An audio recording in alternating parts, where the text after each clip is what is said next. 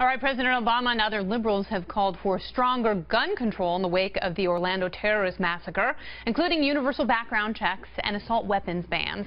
Will these measures make us any safer or just create hurdles for law-abiding citizens? Gun control advocate Mark Glaze is president of the Campaign to Unload. He's also the former executive director of Everytown for Gun Safety. Welcome, Mark. Thanks for having me, Kennedy.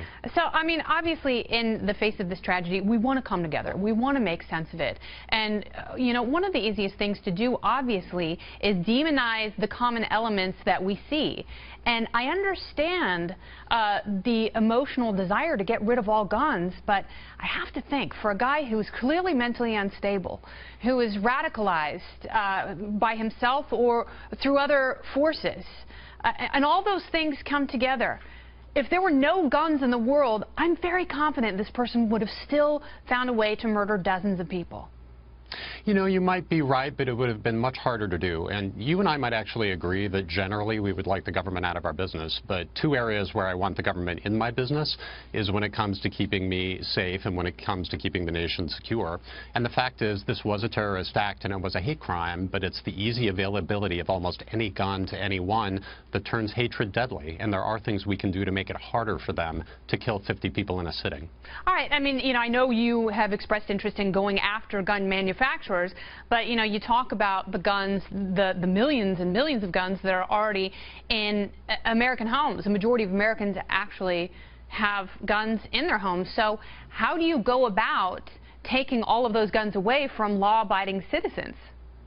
We don't. What we advocate is the fact that everybody sort of agrees with now, and it's a legal truism as well, which is that the Second Amendment goes hand in hand with reasonable steps to keep guns out of the wrong hands. And I'll give you a good example.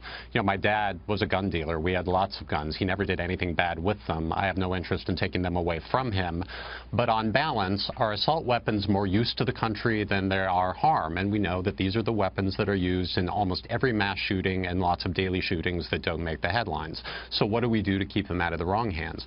Congress has repeatedly shot down legislation that would close what we call the terror gap, which means if the FBI has you on its radar screen, if you are on a watch list and can't board an airplane because you're too dangerous, you also shouldn't be able to buy a gun. That's something that actually might have stopped this shooter from getting that gun, but Congress keeps voting it down. No, actually not necessarily, because just being named in an FBI investigation, regardless of whether or not it was an intelligence failure, it's not enough to preclude you from legally buying a gun. And as you remember, in the Heller Supreme Court case, a person has a natural right to own a gun. That is a natural right. That is not something that is prescribed by the government. Therefore, it is not within the government's purview to take those things away. And being on a terror list is such a nebulous and vague thing. There is no way of knowing if or why you are on one, and it's almost impossible to get off. Therefore, if you have a constitutionally protected natural right that requires a due process for you to be kept from holding a gun, and there is no due process with the terror watch list, therefore, there is the gap that you've cited is such a massive disconnect, it actually tramples on basic civil liberties.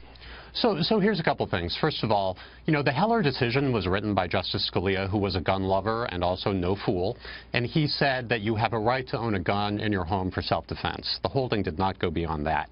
He said that you can have the kind of long-standing restrictions that we've had in the past in this country, and that includes an assault weapons ban, which we used to have. Okay, but as you know, the term assault weapons, we know was created by the anti-gun lobby. I mean, that, again, is a nebulous and vague phrase that is meant to scare people, and if you include anything that is quote-unquote semi-automatic, that means that you would have no other guns available to people except for revolvers. Well, what we're really talking about is guns where you can fire as fast as you can pull the trigger. And we're also talking about high-capacity magazines, which hold 30 or 50 or 100 bullets, which makes it easy to do what happened in Orlando. Police don't have that kind of firepower, and there's an argument that civilians shouldn't have either. But back to the civil liberties question, which I fully understand and I think is a real one to an extent, it is the case that there are some people on terror watch lists who should not be. But the legislation recognizes that and says, look, if you're on and you shouldn't be, here's how you find out, and here's how you get off of it. I think on balance, government is a business of... That's not true. If you talk to people who've been on the terror list and tried to get off of it, these are law-abiding citizens who've had many areas of their lives turned upside down. Now, in this case, we're talking about people who lost their lives, and it's not just because of guns, and I think it's politically convenient for gun control people to try and politicize so quickly in the face of this terrorist murder. And for that, I think that it's a flat argument, and that sort of convenience won't stand on a day when we should really be mourning those who lost their lives. Mark, I want to thank you for joining me. Thanks for having me. Very good.